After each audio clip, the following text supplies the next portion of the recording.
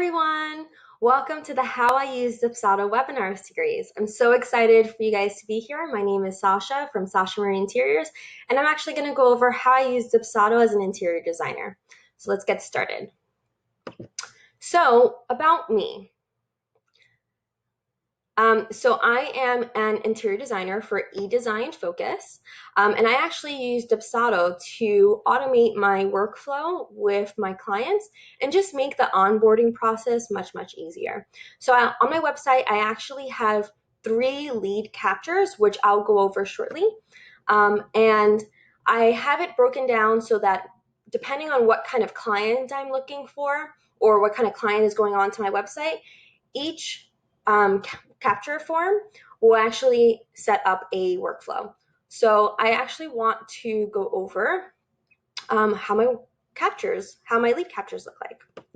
So on the client page, if this is a client who's looking for an interior design package, what they'll do is they'll scroll down on my main page and you'll see here a lead capture, which essentially very basic, just a client's first name, last name, email address, what design package you're looking into, and how they heard about us. Now, if they are a designer,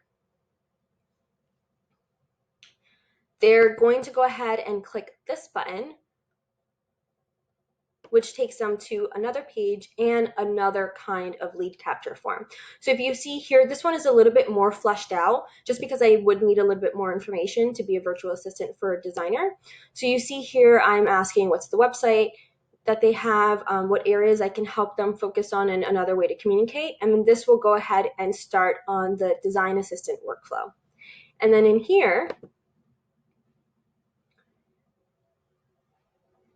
this is my general lead capture form. Again, super basic, and this is just having an understanding of which package they're looking for. So if they are a interior design client, they'll actually click the design package, which will go ahead and activate my design, my interior design client workflow. If they are looking for a virtual design assistant, then this will go ahead and get started on that workflow. So now that I've gone over my lead captures, I'm going to go ahead and go into my Dubsado. And you'll see here, these are my 3 lead captures. So as I mentioned, I have my design package, my design assistant, and my general contact form. So after they've contacted me, and let me actually move me over to go over workflow. So for my design process, you'll see that they will fill out the lead capture, and I already have a tag that then tags them as a design service, and then to do, which is letting me know that I need to review the inquiry. After that, a form goes out for my information guide, and let me go ahead and show that. So this is my information guide for design services. I actually built this out in Canva just because I wanted a very specific look. But what I actually did was for my information guide, I actually used this as a proposal. So just to make it easier for the client, after they receive my information guide, they can actually go ahead and pick which package they're interested in. So you'll see here I have my starter design package, my essential design, and then my deluxe. And then in my settings, I actually have that after they've received my information guide, they get the contract and they also get an invoice so that they can pay. Just because with my process, I actually don't do consultations. They get the information guide and everything is really captured there so that they can understand, if they want to be able to hire me, they go ahead and pick a package and they sign my contract. They pay for it, and then that's kind of gets started on the design process. So I'm going to go back to my workflow. Okay, so the next step after they've received my information guide and they've paid for the invoice, the project then gets changed to a different project status, which I'll go over later. And the project status is just basically saying design in progress. And that kind of just signals to me, they've already paid and I need to kind of start doing the work. So the next thing that goes into their workflow is a form called my lifestyle questionnaire. So after they've paid, and I will go into my forms, a lifestyle questionnaire goes out, which this I did build into Dubsado. So you see here I have my logo. I'm going to have a lot of details that I need to collect for my clients. So what room they're looking for. You'll see here different kinds of features that I've added. So we have the short answer. We also have the checkbox feature, which you'll see here. This is where you can kind of customize your questionnaire. And then again, just getting as much information as possible. If you see here, I've actually added a file uploader feature, which is right over here. And this will just kind of be able to allow the clients to actually send me photos. Then in here, I actually add an image, which is how to measure the space. Again, so that the clients know what the expectation is, just because I do have some people that are like, I don't know how to create a floor plan. So this is just a quick sketch on how to do that. And then again here, another file uploader so they can actually add their floor plan. So going back to my workflow. So once they have gone ahead and filled out the lifestyle questionnaire, a portal goes out. Now, what I have here, once they fill out that questionnaire, I have an onboarding email that goes out to the client that just essentially says, great, we're working together, here's your portal information, and you can be able to find all of the information there, the contract, the proposal, the information guide, and the lifestyle questionnaire, and those all forms actually get added to the portal. And actually, let me go ahead and show you the portal. So on my website, I actually did embed the client portal, so that way it's just easier for them. So I'm going to go ahead and add a email address. Oops. Okay, let's try that again. Okay, so here is my portal, and you'll see here I have a custom photo that just says, hey there, welcome to your client portal. And you'll see they have their contract, so initial the terms, they have an open invoice as well as any emails. So you'll see the customer on their end, they can actually see where all of their emails are coming. So you'll see that's the client portal email. And this kind of just keeps everything super organized. They can find everything here and just go back to and see if there are any things that they have not completed, such as an open invoice and an incomplete form. Okay, so the next thing after that is I actually have a to-do list or to-do sent to me, just letting me know that I actually need to complete the work. So then my project status gets updated, and it just lets me know, where I am in my process. And then I get another to-do after I've checked this off. And just, there are some things that are automated and then other things such as a to-do that do need to get checked off. So this actually gives me a bit more time, whereas if I add an approval button for, let's say a complete work, there is a limit to when you do need to approve it. And if you don't approve it at that time, it actually pauses. So I actually like to have a create to do, where that way it gives me as much time as I need to, which for this particular project, I do need about 2 weeks to complete the work. And then that way, once I'm done, I can actually create or check off the to-do. So then the next thing that I need to do is actually fill out my design package template. So that I also build out in Canva, which I'll show to you guys really quickly. So in here's my design package. So this is what I've built out into Canva. And this, has a welcome letter to the client, what to expect, the project details, a mood board. There's actually 2 different options depending on what project it is. A floor plan, some custom renderings, and a shopping list and a thank you letter. And after I've completed this and I filled out this form with the client's, photos and information, I go ahead and I download this as a PDF, and I actually import it into my Dubsado, which I will show you right over here. So I'm going to go over to projects, and you see here, I have a client project right here. If I go into forms, I can actually be able to upload that specific PDF. So if you see here, it says, create a one-time, where is that? Right here. So I would actually click upload new PDF as form. So there are forms that are templates, so like my questionnaire, my proposal, things like that, which don't really need any customization. But because my design package is really more formatted for each client, I would actually go into the project, add the PDF as the form, and once I do that, it actually gets added to the portal, and then an email goes out. So let me go back to my workflow.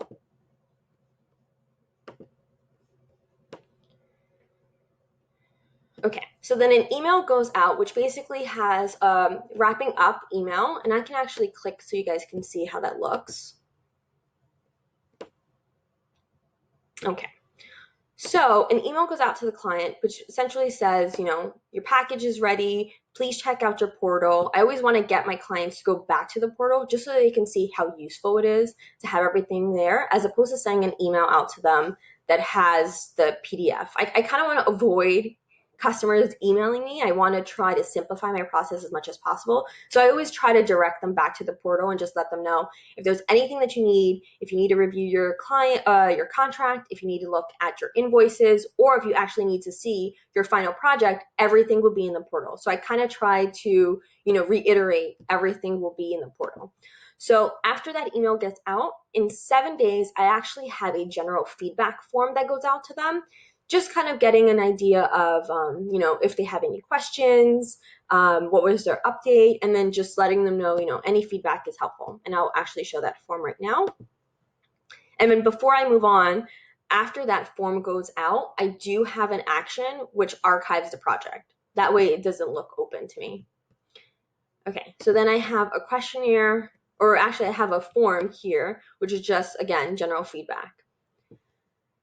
And now I'm going to actually go over some of my forms. So if you see here, I have 4 different contracts. I have a full contract, which is, if I need something super, super intense, that's the contract that I send. But usually I just send my initial, the terms contract. I also have one for my design assistant.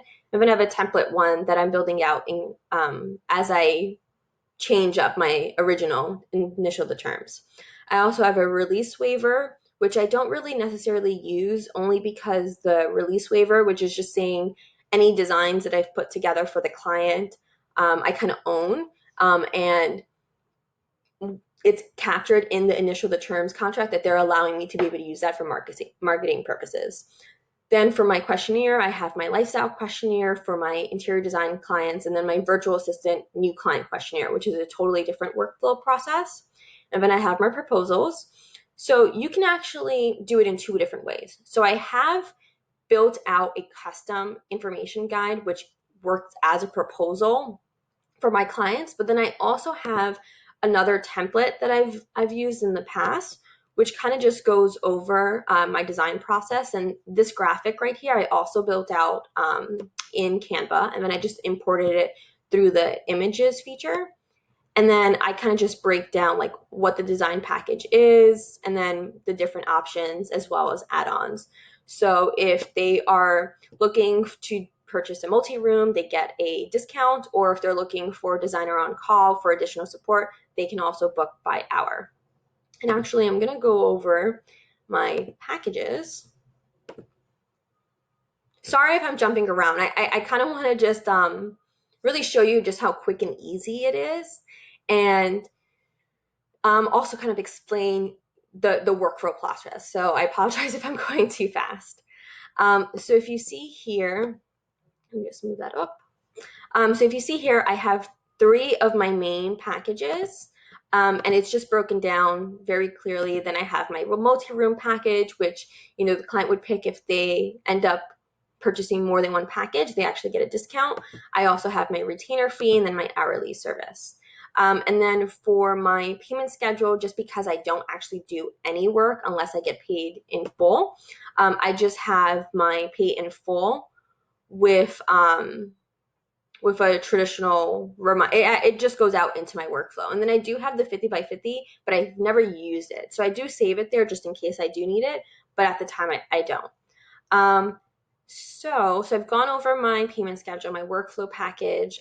So canned emails, a majority of them, I've kind of just used the templates that Dubsado has provided for me, they're actually really good in offering a lot of different templates. And then I just go in and kind of tweak which ones I need. So you see here, I have a, just checking in, a great to meet you, a welcome. The ones I really use more so is the onboarding one, as well as a new client questionnaire, and then like wrapping up and a big thank you.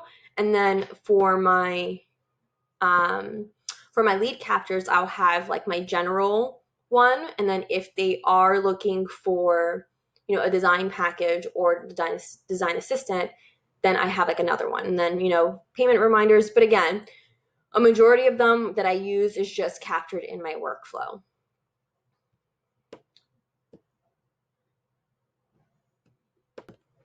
Okay, so the next workflow I'm going to go through is actually my design assistant, just because I know that there are some interior designers that are actually design assistants. So this one's captured a little bit differently, only because it doesn't really, for design assistants, there is a chance that the project will just be open-ended because you are kind of assisting a designer. So the workflow in the very beginning is very similar. I do send out an email after they've gone through my lead capture on the designer page that just says, thank you for reaching out to me, and I'll get back to you. I have a different tag which actually tags them as design assistant. That way my projects are separated and it's easier for me to kind of have an understanding of how many different projects I have in my reporting tab. Then a different tab goes out, which is my information guide for design assistant, which I'll show you guys shortly. And that one I did also build in Canva. But again, you can also build this in Dubsado. I just felt, because I was already using my information guide in my business previously before I got into Dubsado, I wanted to kind of keep that same process in place, as well as just have like almost the same like marketing information, which is really great that I was able to add that. And then after that, it changes the project status, creates a to-do, and then it sends out the virtual assistant new client questionnaire. So I'm going to go back to my forms just to kind of show you.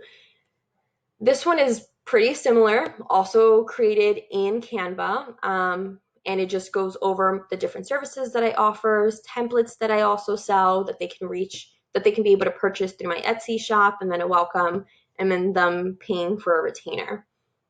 And again, this is also set up where after they've reviewed the information guide, which I'm treating it as a proposal, they would pay for the invoice and then get the contract. Okay. So the contract, again, I have initial the terms, and it's just, very basic, fill out, initial, if it opens, sorry, 1 second.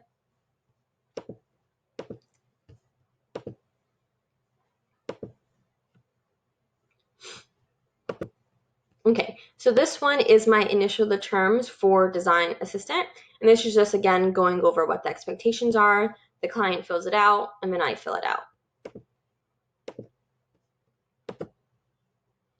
Okay, and then the virtual assistant questionnaire, that one I did also build out in Dubsado, again, just trying to get an understanding of what they're looking for.